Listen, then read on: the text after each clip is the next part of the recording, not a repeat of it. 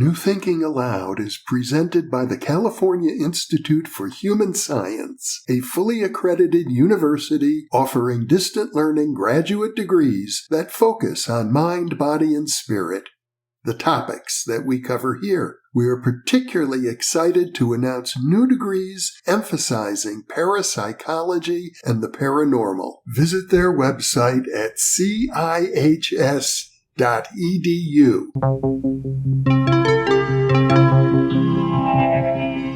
Thinking Aloud. Conversations on the leading edge of knowledge and discovery with psychologist Jeffrey Mishlove.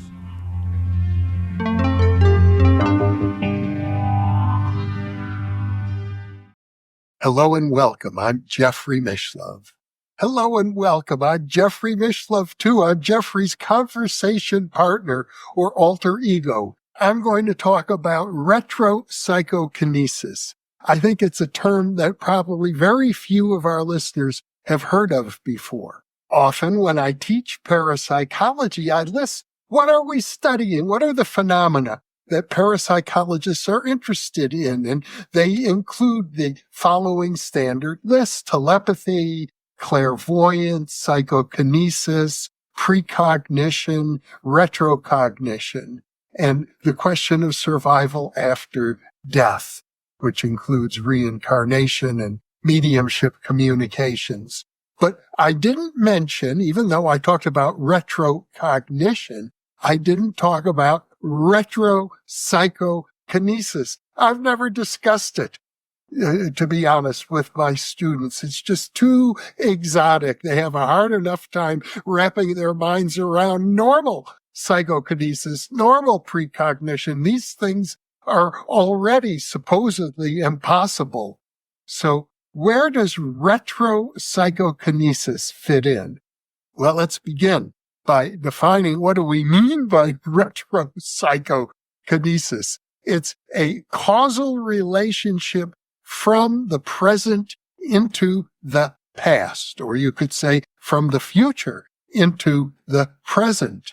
Might be another way of looking at it. In other words, I'm going to concentrate. I am going to project my mental intention to affect an event that has taken place already in the past. Well, you can understand why people would find this totally mind-blowing. Obviously, you can't change the past because it's already happened.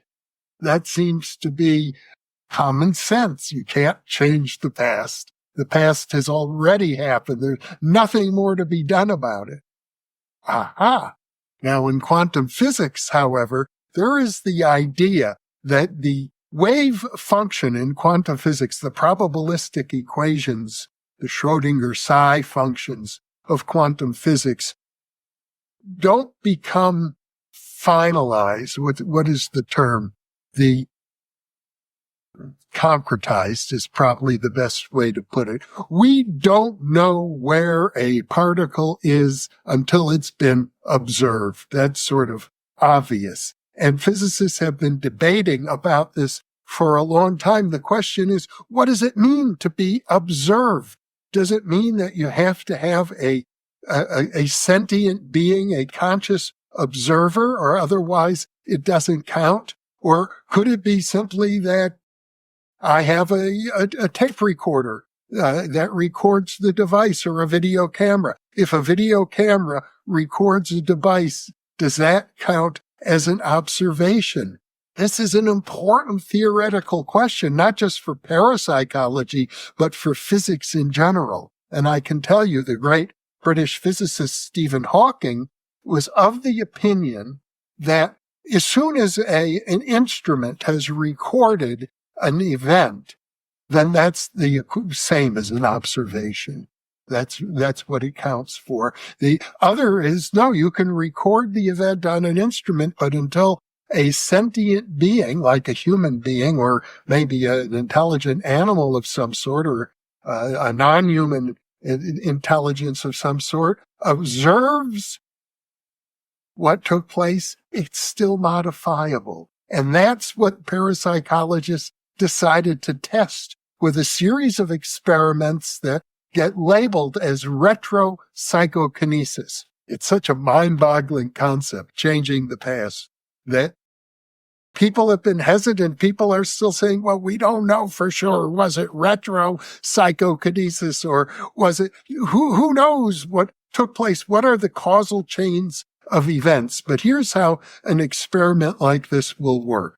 First of all, parapsychologists have pioneered the use of the quantum mechanical random event generator, a physical device that produces a series of random events, or you could call them random numbers. It can be programmed. The number can be simply 1 or 0 in a random sequence, or it could be 1 through 10 or 1 through 100. Totally programmable. But the point is, because the output of this device is determined by quantum mechanical process, it is, in theory, completely unpredictable. It is as random can be. So, we use the random event generator to create a random file, a file of random signals that is recorded. And in the earliest experiments, which, as I recall, go back to the 1970s, we're talking about work done by Helmut Schmidt, who was a physicist who was one of the first people to really pioneer the work of the random event generator in parapsychology. But he had this idea, how are we going to convince the skeptics? And he said, I'll do it this way. I'll get them involved in the experiment. We'll use the random event generator to create a file. And that file will consist of 2 signals. And in the earliest studies, we can say they were audio signals, either a high-pitched beep, beep, or a low-pitched beep, beep, like that, and in a random order. And so that's done. Completely random signal, done in the past. It's recorded on audio tape, for example, high-pitched and low-pitched beeps, and the tape can be duplicated. It can be copied. It is done. And that so far, nothing psychic has taken place at this point. At a future time, we ask a subject, a person, to exert a psychokinetic influence on the event that has already happened in the past. It's been recorded on audio tape, but it has not been observed by any sentient beings, by no human beings or any intelligent being of any other non-human sort. No observations have been made.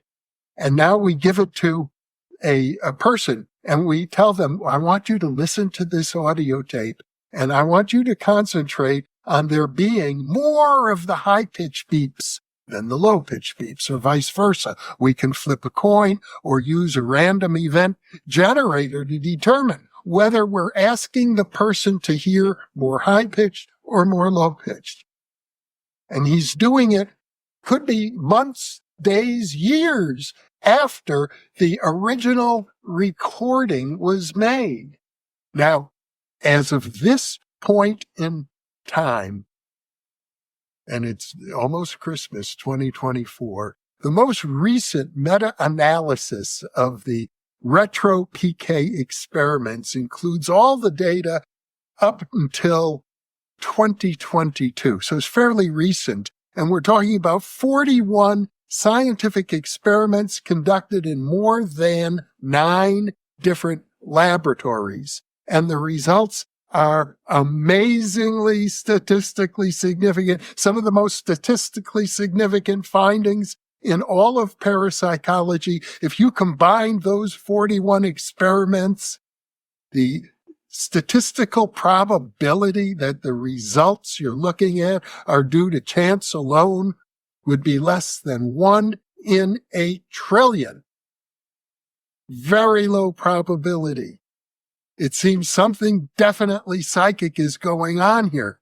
And what that means is if we ask a person to exert a psychokinetic influence, in other words, concentrate, use your mental intention to hear more high-pitched beeps than low-pitched beeps, or vice versa, how does that work? The recording was made in the past. It's been recorded on audio tape. One assumes that the psychokinetic effect didn't take place in the present when the person was listening. That would mean an alteration of the tape. But you see, after the person has attempted to listen to the tape, the skeptic will have a copy of the tape. They can validate for themselves exactly what the results were. They know how many they can count, the high pitch versus the low pitch. So there's a theoretical question here, which is this one of the rare instances in which a parapsychological experiment was designed to do two things. It was designed to see if there could be a new phenomenon never before observed that could be observed. And that new phenomenon would be retroactive psychokinesis, a causal influence from the present into the past. And the second question is, what counts as an observation? If Hawking was correct, and simply by making the recording on some form of audio tape, if that counted as an observation, then there should be no way to retrocognitively change the recording. Can't be done. However, if it requires a sentient being before an observation is officially taken place, in other words, you can record a past event on audio tape or videotape or even film, but if no sentient being sees that film, it's still amenable to a psychokinetic influence coming from the future.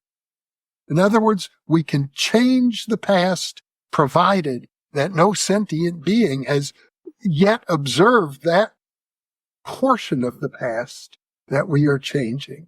This is a radical phenomenon. And I have to tell you, people argue, the skeptics argue in parapsychology, that basically all the phenomenon that parapsychologists report is all a question of sloppy methodology and error. And usually they say that results in high results at first, and then the results peter out over time because there was never a real phenomenon to begin with. It's called the decline effect. And according to the skeptics, every experimental outcome in parapsychology has just declined because there was nothing there to begin with. And they get abandoned, and then a new fad comes along. But in the case of retro psychokinesis, what we see is that, yes, people seem to have lost interest. I've been teaching parapsychology for decades, don't even teach retro psychokinesis. It's such a mind-boggler. But it seems as if the results, which are so strong, are confirming theoretically, and this is crucial for our theoretical understanding of quantum physics, that the wave function doesn't collapse until a sentient being makes an observation. How else can you explain the fact that people are able to perform so well in the retro-PK task? But in the absence of an alternative explanation, we have to take the possibility of retrocognitive psychokinesis as being very real. That because of our intention, we have the possibility of changing the past, provided that no other sentient being has yet observed the past event that we wish to change. And that has now been tested experimentally at least 41 times using random event generators and producing remarkable results.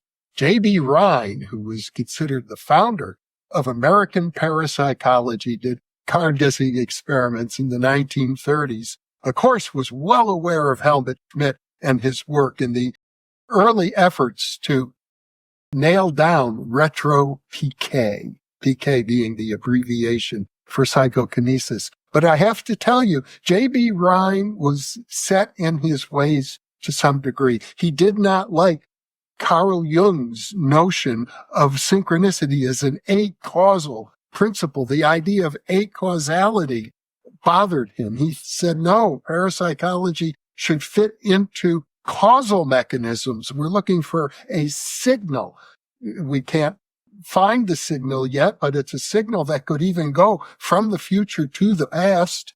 There has to be probably an organ of reception in the brain and a signal, and we'll eventually solve this using normal signal theory, communication theory. Carl Jung's model of synchronicity, though, was acausal, and that was something Rhine could never accept. And he could never accept retro-psychokinesis either. So the early physicists looking into this world, Helmut Schmidt and Evan Harris Walker, became estranged somewhat from the Rhinean school over this division.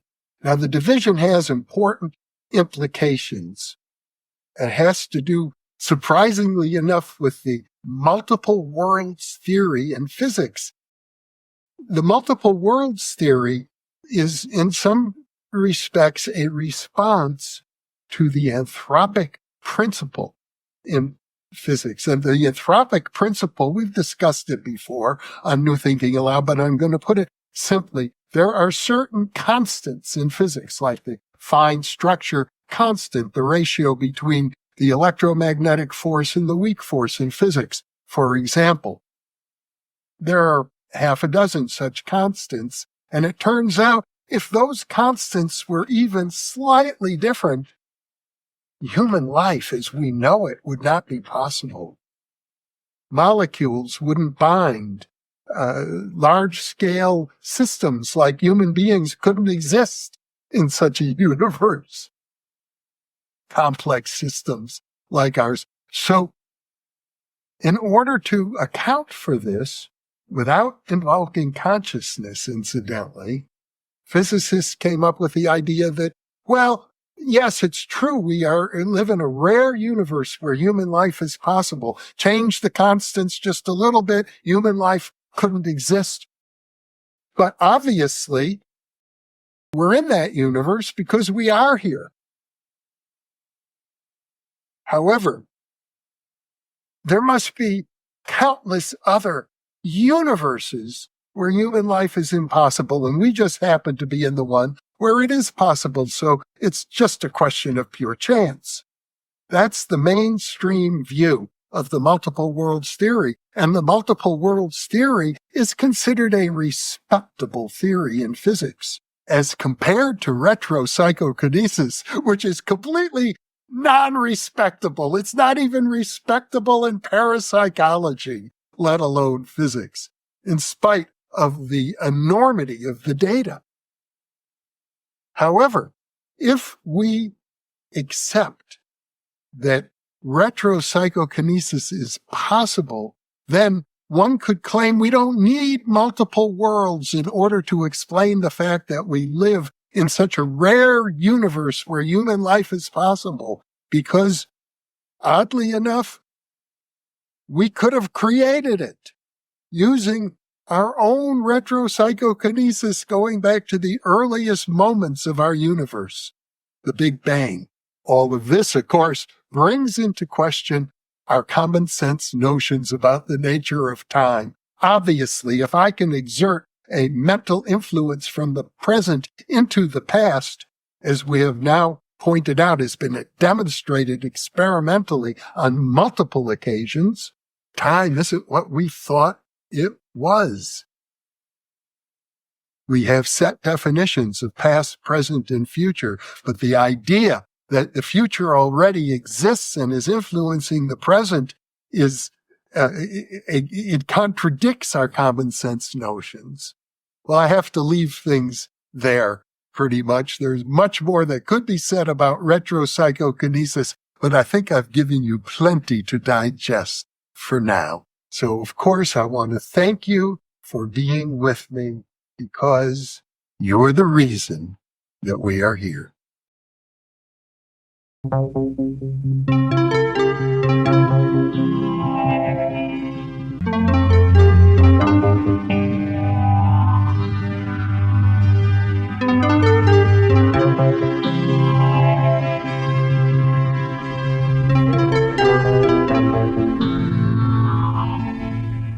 Book 3 in the new Thinking Aloud dialogue series is UFOs and UAP, Are We Really Alone?